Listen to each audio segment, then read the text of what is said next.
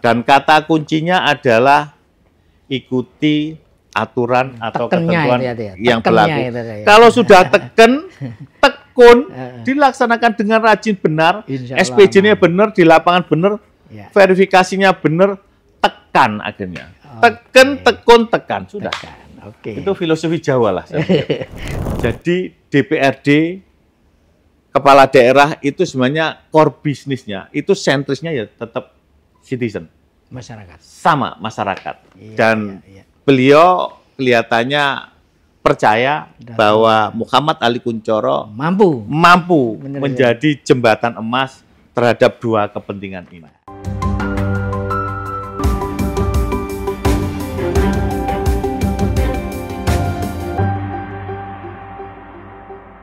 Assalamualaikum warahmatullahi wabarakatuh. Salam sehat dan salam sejahtera untuk kita semua.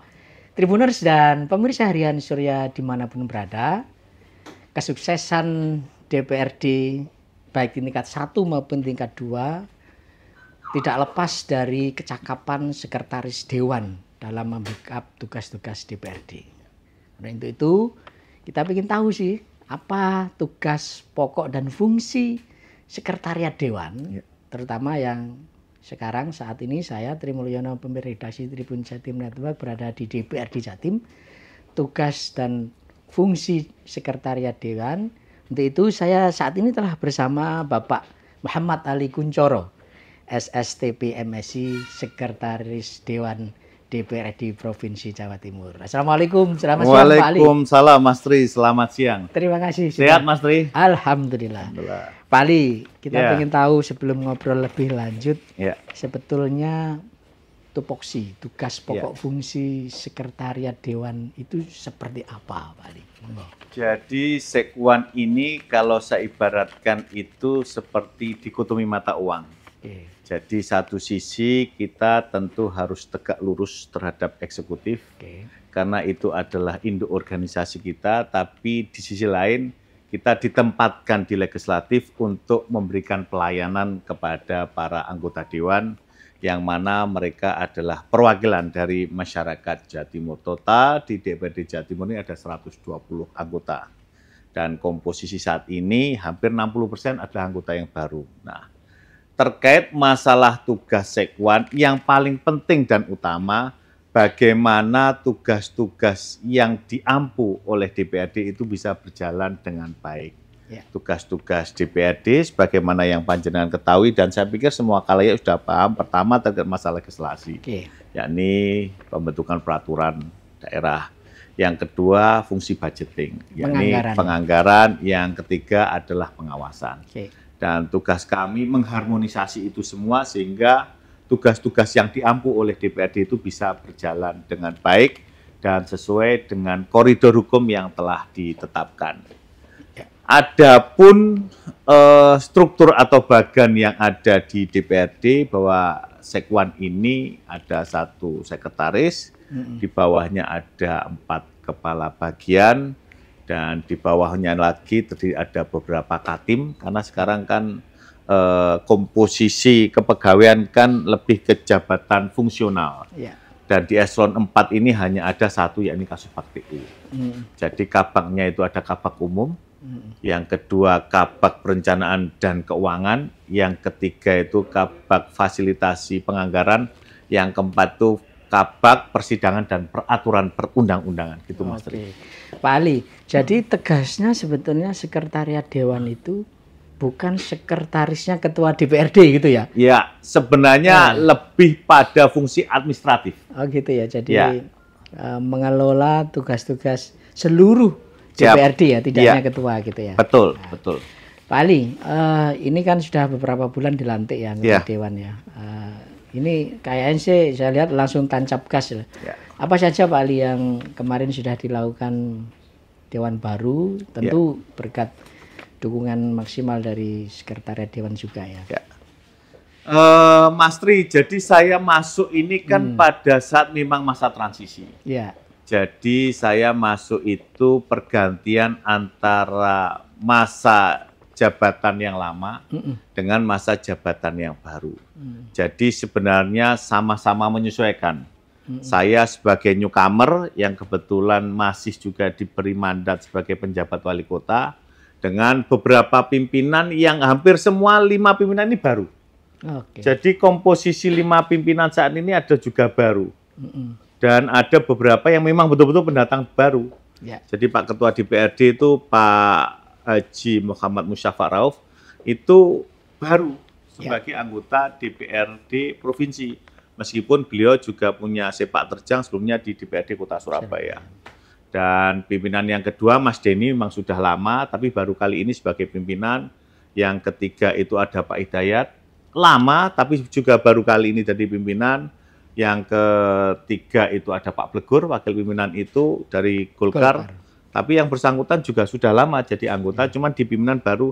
Yang keempat, pimpinan yang terakhir dari Demokrat itu betul-betul juga newcomer baru. Nah, apa yang sudah kita lakukan tentu sama-sama menyesuaikan dan banyak hal yang sudah kita jalankan selain masalah rapat paripurna, juga kita kemarin juga sudah berhasil melaksanakan suksesi pergantian pimpinan juga secara smooth, tidak ada gejolak usulan masing-masing fraksi.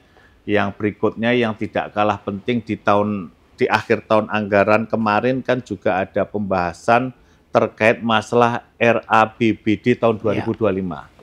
Dan alhamdulillah semuanya on schedule, tidak ada permasalahan yang berarti meskipun suasana pembahasan itu sangat dinamis dan dikupas mendalam.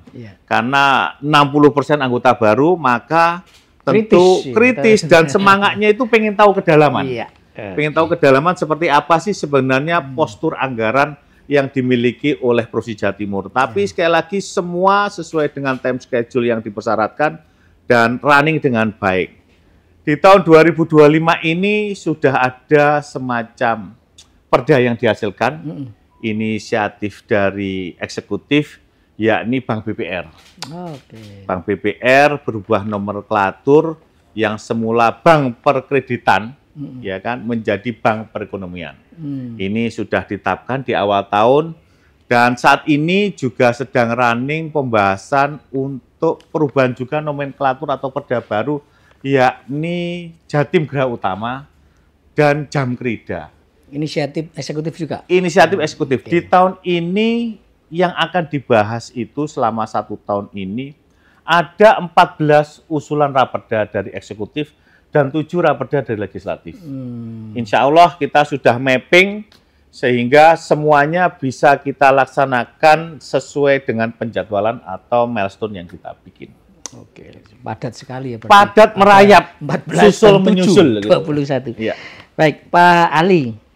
Saya juga ingin tahu juga ya, sekretaris Dewan di tingkat 1 ya DPRD Jatim itu bisa juga berkoordinasi atau mensinkronkan dengan tugas-tugas sekwan di tingkat 2 ya Pak Ali? Tentu bisa. Jadi memang tidak ada hubungan hierarki.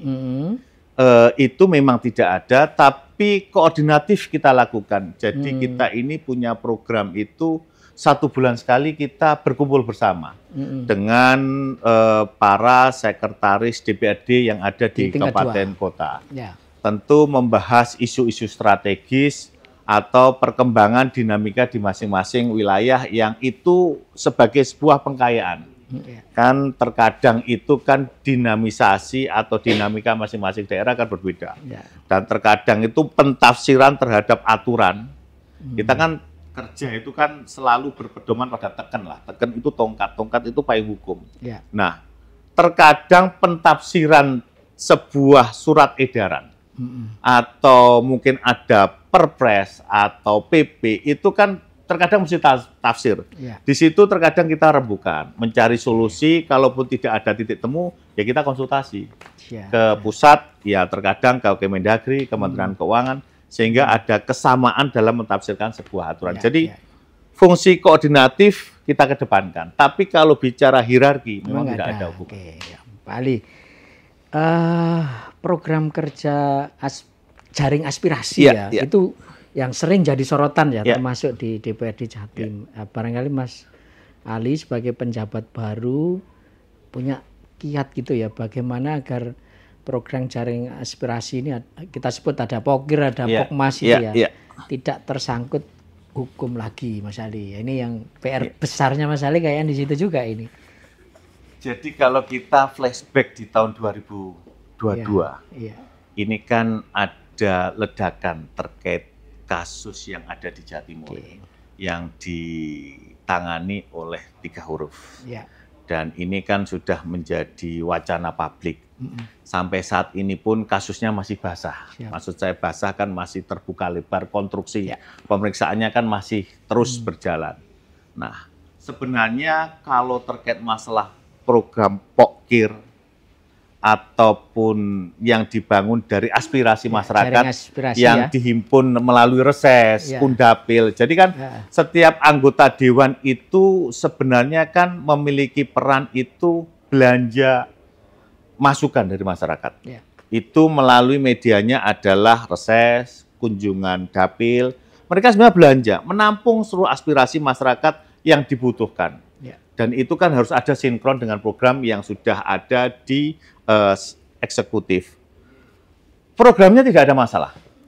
Jadi program itu baik, benar, cuman implementasinya yang terkadang, mohon maaf, pentafsirannya yang membuat ini berbeda.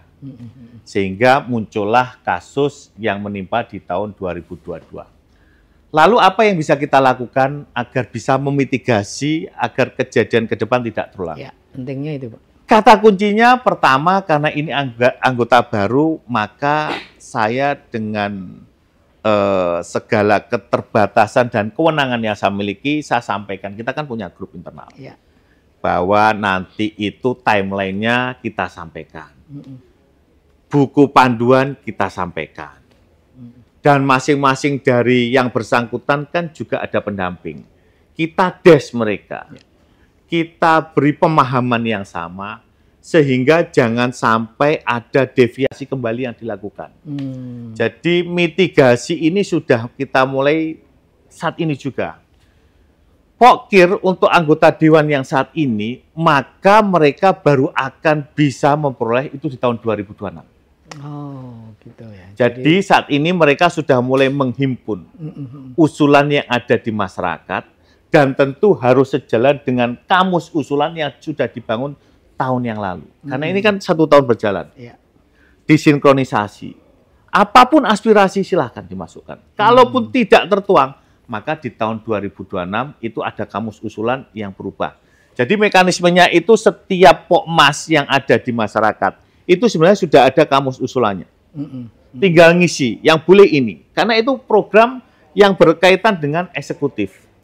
Kalau ada di luar kamus usulan ini, boleh, tapi untuk tahun anggaran berikutnya.